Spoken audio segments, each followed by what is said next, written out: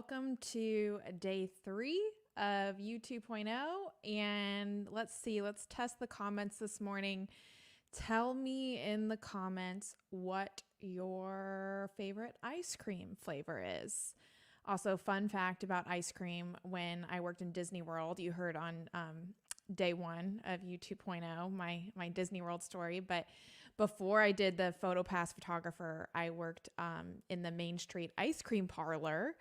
So if you've ever been to Disney World and that ice cream parlor, like right on Main Street in the Magic Kingdom, that was my job. So my right arm got super buff from scooping ice cream. And I could put these like little chocolate ears on them and make them Mickey and Minnie Mouse. Good morning, Lisa. We got chocolate. We got butter pecan. Sea salt caramel. That sounds delicious. Mine, I think, is cookies and cream. It changes a lot. I like cookies and cream and strawberry too. One of the perks of traveling on the road is that it gives you an excuse every single time you're in a new town or you're in a new city. You're like, you know what? I should probably check out the best ice cream parlors in this city. Another butter pecan. Basically any flavor of Jenny's ice cream. Yeah, totally. Also, this is Haley. Haley is taking place for Kathy today. She's going to be in the comments and helping you guys out. Let's see. We got cookies and cream, Cherry Garcia, lots of different flavors. Good morning from Dayton. Awesome. Okay, so keep telling me your favorite ice cream flavors. And we're going to go ahead and get started today. We got sherbet. Ooh, peppermint stick. I got to try that one. Okay, so this morning, a few announcements before we get into today's topic, which I'm very excited about. I wanted to kind of clarify some things within Bright Pages. And also, Bright Pages is something that I created with my team and started last year. So you guys are some of the first users on it, first people to try it out. So there's going to be some learning curves on our end as well. So thanks for bearing with us as we figure some things out. And so I wanted to just explain a little bit about how the challenge works, and it's a little bit different than how Bright Pages works entirely. So because this is a 21-day challenge, the prompts directly in Bright Pages are rolling. So what that means is that they're going to change every day, no matter if you answered yesterday's prompt or not. You're going to get day 3 on day 3, day 4 on day 4. And our goal for doing this is to keep everyone together on the same prompt on the same day for all 21 days. That way we know each person in this challenge is going to be answering the same prompt on the same day. You can always go back and edit your pages. So you can go back and edit yesterday's prompt. But for the prompt to stick in your past pages, you have to respond to it. So even if it's just a few sentences, that's how that prompt will stick in your account, and you can go into your past pages and edit it. So let's say you're kind of on the go, maybe Tuesday is a busy day for you and you don't have enough time to really write as much as you want. Then you can just write a couple sentences, and then later the next day you can go back and edit in your past pages, which I'm going to show you in a minute. But each day that prompt is rolling. If you missed a day or you joined late, I'll send out the past prompts via email. So you get those daily emails from me, and you can pick the free write option on Bright Pages and answer any prompts you missed. Okay, so let me go ahead. I'm going to share my screen really quick. Let's get fancy over here. And here we go. Okay, so this is the inside of Bright Pages. So you have the daily prompt, you know what day you're on, day 3. We just added those in, so those weren't for the first 2 prompts. This is where you'll write. If you want to pick a picture to upload with it, you can. If you want to add a tag, you totally can. If you want to write like mission statement or whatever it might be, that way you can kind of search those tags later. And then you can submit it. I won't do that just yet because I'm showing you how it works. But to see your past pages and edit, you're going to hit this past pages button. And this is where all of your past pages will show up with the prompt that you responded to. So you can just hit that edit button right there and edit that page. So then Let me go back to the home for a second.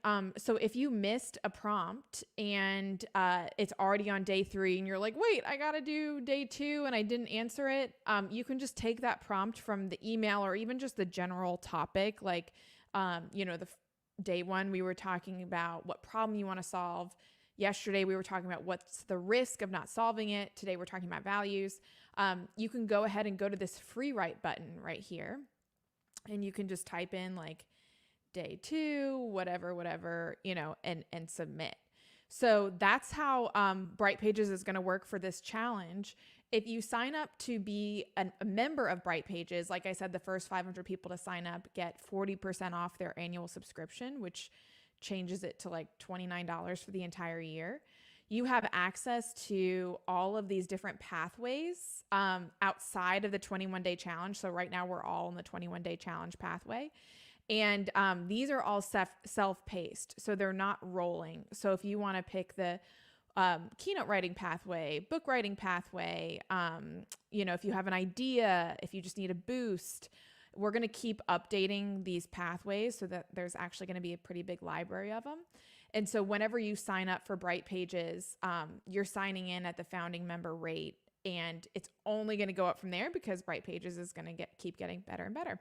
So that's a little bit about how Bright Pages works. In summation, respond each day, whether that's via email or directly in the app. That way you can go back and edit it whenever you want. If you missed a day, go to the free write tab and just pull the prompt from the email. Okay, so I'm going to stop sharing this. Go back here. Perfect. And then I'm going to go through any questions and stuff at the end. And like I said, if you join as a member, all the other prompt pathways are self-paced. So if you are working on a book idea and you want to pick the book writing pathway, but you want to take a little bit, that's totally fine. But in the spirit of the challenge, all of the prompts are going to be rolling so we can stay on the same prompt together. Okay. So week 1, we're focusing on building your personal mission statement. So we've already addressed the problem that you want to solve, the risk of not solving it. And today we're going to talk about what you want to stand for. So now that you've thought about what the problem is that you want to solve and kind of the lane that you want to swim in, what is it that you want to stand for? And I want you to list 3 character traits or values that you want to bring to the world. So I'm going to give you guys a story. This one isn't as much of a personal story as the past 2 days, but a story that I read that I really like. So there was this study at Yale University, and they interviewed hospital custodians. And so all of these hospital custodians had the exact same job, and they all worked in hospice care. And they interviewed one pool of people that didn't like their job, and they interviewed another pool of people that absolutely loved their job. So for that first pool of people, the people that didn't like showing up to work, they were just kind of there, clocking in, clocking out. They asked them, okay, what is it that you do every day? One person said, I clean the floors. I change the sheets. I take out the trash. I sanitize like all of the equipment that we use. And they said, okay, why do you do it?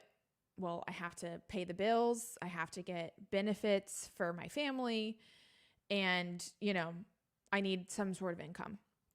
And then they asked this pool of people, what's your job title? Like, what do you call yourself? Someone said janitor. Another person said custodian. Someone said maintenance worker. So then they asked another pool of people who had the exact same job, but loved it. They were so excited to show up at work every day. They loved what they did. And they asked, okay, well, what is it that you do every day? One person said that she would shuffle around the artwork from room to room each day so that her patients who are in hospice care would have something different to look at. Another person carried around a notepad and would tally which rooms got visitors that day, circles the ones that didn't, and make it a point to spend more time in the rooms with circles because they didn't get any visitors that day. Another person said that he took it upon himself to educate himself about the chemicals used in all the cleaning supplies so he could make sure that he wouldn't use any cleaning product that would irritate his patients. When asked what their job titles were, one person described herself as an ambassador of the hospital, and another person described himself as a healer. All of these people had the exact same assigned work. But the people who truly felt fulfilled in their job and in their life chose not to look at their work as a job, but as a service to humanity. So when you think about what you want to do, think about, who do you want to serve? Who is it out there that you feel like your time, your talents, you want to make their life better? At the Starbucks annual meeting, they had all of the world leaders show up for this meeting, and they go over like numbers and reports.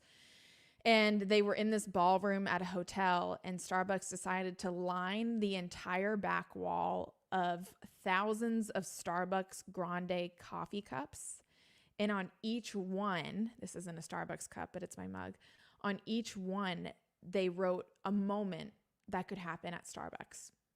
Someone who is studying for a job, someone who's on a first date, someone who, is sick in the hospital and they're bringing coffee in there, because they wanted to remind all of the people that are running these Starbucks locations, the people behind each cup of coffee that they serve.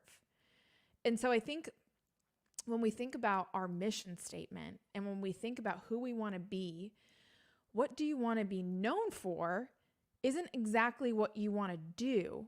It's what you make it mean. So we'll get to figuring out what we want to do and what we want to create. But it's important to note that it's all what we make it. That meaningful work isn't something that's assigned to you. It's created by you.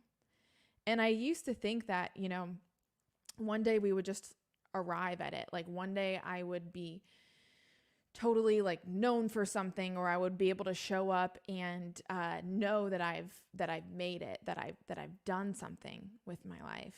And you kind of think of it in terms of this arrival, when that never really happens.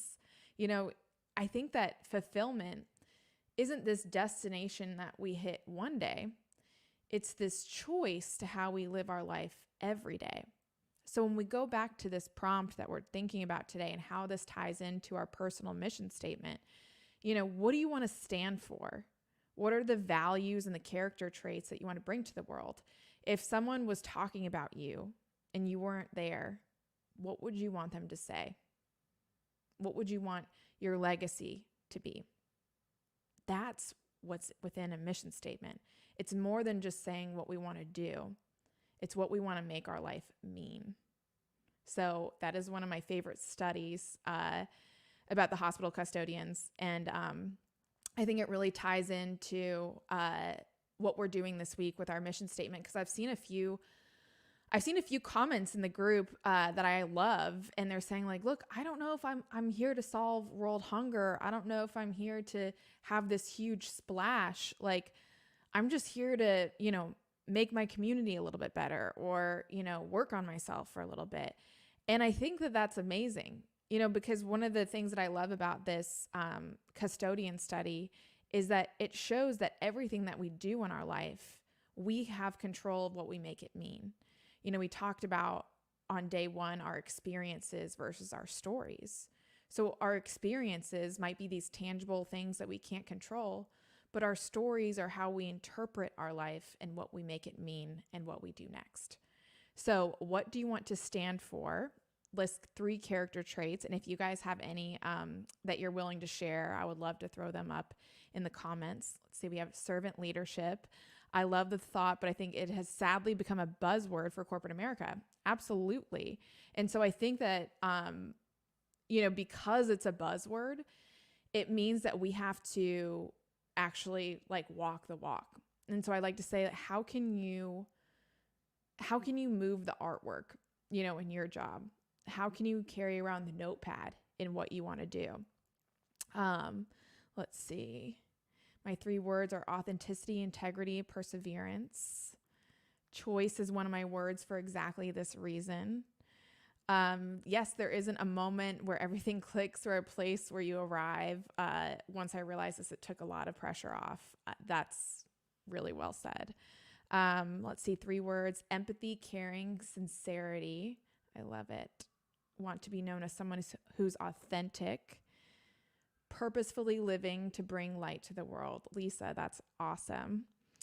I want to be known for my honesty, excellence, and being happy, pleasant to work with. I love that. Passionate, determined, reflective. Let's see what else. It's not what you do, it's what you make it mean. Boom, mic drop. Thank you. Shout out to Mic Drop Workshop. Okay. It's what you make it mean. Chasing the bright side. Yep. That is, anyone who's read Chasing the Bright Side knows that this is all a theme of writing your own story. All right.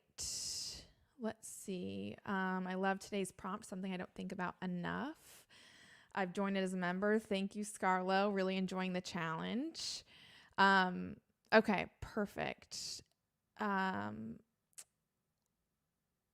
Some people have taken my thought leader quiz on my website, which is awesome. So my thought leader quiz on the website kind of shows where you want to use your talents, and we'll get into that more later. But yeah, you can do that if you want at jessekstrom.com. Thank you, Haley, for putting that out there. Okay, we got some more words. Continual learner. I love that. Constantly evolving, never stop learning, never be afraid to try something new. Compassionate, honest, and grace-filled. I love that. I love the compassion. Authenticity, joy, and love. I see authenticity as a major theme, and I think it's because our world has just been shifting with social media and kind of how things look instead of how things feel. And so I think the world is just craving authenticity right now. Lisa, we have light, life, and joy. Awesome. Okay. So please keep showing me what your values are. And then today in the journaling prompt, write why, beside each word, why is it that you want to have that quality or that value or that trait? And this will all tie into your mission statement that you're going to do on Friday. So in case you missed yesterday's live, you can go into the announcements tab in the Facebook group and find it. And just a reminder that anyone who completes all 21 prompts will get a fun surprise at the end of this challenge. So like I said before, at the beginning of this, for anyone who's tuning in a little bit late, you can always go back and edit your pages, but for the prompt to stick, you have to respond, even if it's just a few sentences. I know there were some people that they responded and still had a couple glitches. So we're in the Facebook group and we're working on that. Like I said, we're just getting started here too. So I know that there's bound to be a little bit of growing pains. So thanks for bearing with us. And a reminder that the first 500 people to sign up for BrightPages annual membership get 40% off. So if you want to continue journaling after this and have access to all the prompt pathways, you can get this lifetime price. And Haley will put that link in the comments. I think we're at around 400 people now that have signed up, which is awesome. And I'm so glad you guys are journaling. I'm curious, before this challenge, were you guys journaling before? Or have you started journaling because of this challenge? I'd be curious to see what your answers are to that. When should we be filling out the workbook? Friday. So Friday is going to be your first homework assignment, which is writing your mission statement. So for now in the workbook, if you want to use those to choose your words of the year, or just kind of skim through it, you can, but don't worry about the workbook until Friday. Would you consider adding voice typing to BrightPages? That's something that's on our list, for sure. So that's something that we would love to do in the future. And if there are things that you would love to see on BrightPages in the future, we have a lot of ideas, but one of the things I was excited about in this challenge is hearing from all of you and things that you would want to see, what would make journaling for you more inspiring or easier. Cool. A lot of people have started journaling because of this challenge, which is really great, but a lot of people are longtime journalers, which is awesome as well. I'm using this challenge to help me be more purposeful in journaling. That's great. Let's see. I struggle to make time to journal on a regular basis. I like it, but just making it a habit has been hard historically. Me too, honestly. One of the reasons why I started Bright Pages is because when I was writing Chasing the Bright Side, I had this like disciplined writing practice where every day I had to show up and write a certain amount of words because I had a manuscript deadline that I was trying to meet with HarperCollins. And one of the things I noticed by doing that was I was significantly happier throughout the day when I took time to write in the morning. I was less cluttered. I was less anxious. I felt like I took time in the morning to create my own thoughts before I consumed someone else's. And it was just this habit that I started because I had a book deadline. And then after I turned in that book, it was hard to show up and write with a blank piece of paper. And so Bright Pages is designed to kind of give you that inspiration and that push, whether it's through one of our daily prompts or through Prompt Pathway. And to tell you a little bit more about Prompt Pathways, these are specific prompt tracks based on what you want to do or what you need in that moment. So if you're feeling a little, uninspired, you can pick a prompt pathway to kick that creativity. If you want to like write a book or you need to give a speech, you can pick a prompt pathway based on that. And our goal is to have hundreds of these. So based on whatever it is that you want to do or what you need in that moment, you can pick a pathway and they'll be from other voices. So actually at the end of this challenge, I'm not supposed to say this yet, but it's going to be exciting. One of our speakers, I think one of our last speakers is Britt Morin, the founder of Brit & Co. And she's going to be our first prompt pathway takeover. So after the challenge, you'll have the opportunity, if you sign up to be a member, to take Britt's creativity pathway. And so they won't just be from me, they'll be from hundreds of different voices of people from all over the world, which is super exciting. This is inspirational. I've been wanting to incorporate writing again. This is awesome, Scarlo. I love it. This seems less intimidating to just start, not worry about like time or word count. Yeah. Again, journaling doesn't have to be these like pages and pages of, gold. Actually, Ed Sheeran, I know this is weird. I'm referencing Ed Sheeran, but when he talked about songwriting, he talked about how it's like a dirty faucet. You have to turn on the faucet to get out all the muddy water to start getting the good water. And journaling is like that. You get all the muddy water out, like the things that are just kind of lingering in your head to start getting that clear water. I love this so much. Repetition creates habit. Yeah. And so that's exactly why we've set up the challenge the way that it is, where it's rolling prompts, show up each day. Let's see. Also journaled on and off, doing this more consistent.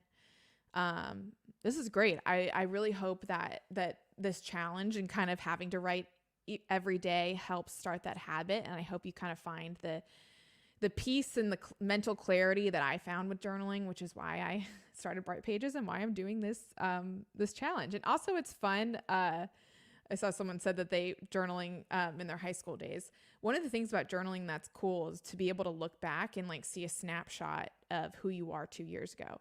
Because sometimes it's really hard to see or feel your progress when you're in it.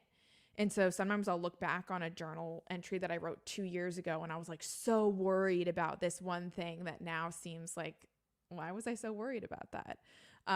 So it's cool to see how you evolve and how you progress by reading your past journal entries. And that's one of the things that we want to create in the future is like some sort of time machine where it will email you, here's what you wrote, 2 years ago today. Loved your one-liner, create before you consume, you mentioned on your podcast. I just used it in a virtual class I did with middle schoolers about their screen use. You've inspired me to have my kids start their day with writing something down. Anything instead of starting with YouTube. Laura, thank you. Yeah, this goes for all ages. Take time to have your own thoughts before you consume someone else's. Create before you consume. It really, and this is another thing, and then I'll leave it here. But if you are like me and you set your alarm on your phone and the first thing that you do is you swipe it off and then you immediately go into Instagram or Twitter or YouTube or wherever, all of a sudden your first thoughts of the day is what someone else said, which is nuts. You know, like when else have we lived in a world where that happens? And so when you set your alarm, like on your phone, you can switch it off, but just don't click in, you know, just turn it off. Or if you can, turn it on airplane mode for a little bit and give yourself 15 minutes. That is it. 15 minutes is all you need to really have a noticeable difference in your day just by writing down your thoughts. Journaling is such a great release. Okay. Someone said, looking at Bright Pages right now, the day 2 prompt is still up. I'm not getting one for day 3. Should I worry? No, definitely don't worry. But you can, I'm not sure why the day 2 prompt would be up. So shoot us an email, hey@brightpages.com, and I'll make sure to figure out why your prompt is stuck on that one. I needed to hear that message. I'll definitely listen to podcasts. Yeah, if you guys want to listen to my podcast, it's Business on the Bright Side. And so I hope you guys enjoy it. The podcast episodes are all under 15 minutes because I like to keep it short and sweet. That is my vibe. Alrighty, so I will see you guys here same time tomorrow. Again, make sure you're answering the prompts, even if it's just a couple sentences, so it sticks to your account and you can go back and edit later. And on Friday, we will be doing your mission statement, which is when you will use the workbook. And then here's Haley ever so wonderfully putting up the email if for whatever reason your prompt is stuck on day 2 or there's an issue, hey@brightpages.com, and we'll get back to you. See you guys tomorrow. And on Friday, we have our first speaker as well. Thank you, guys.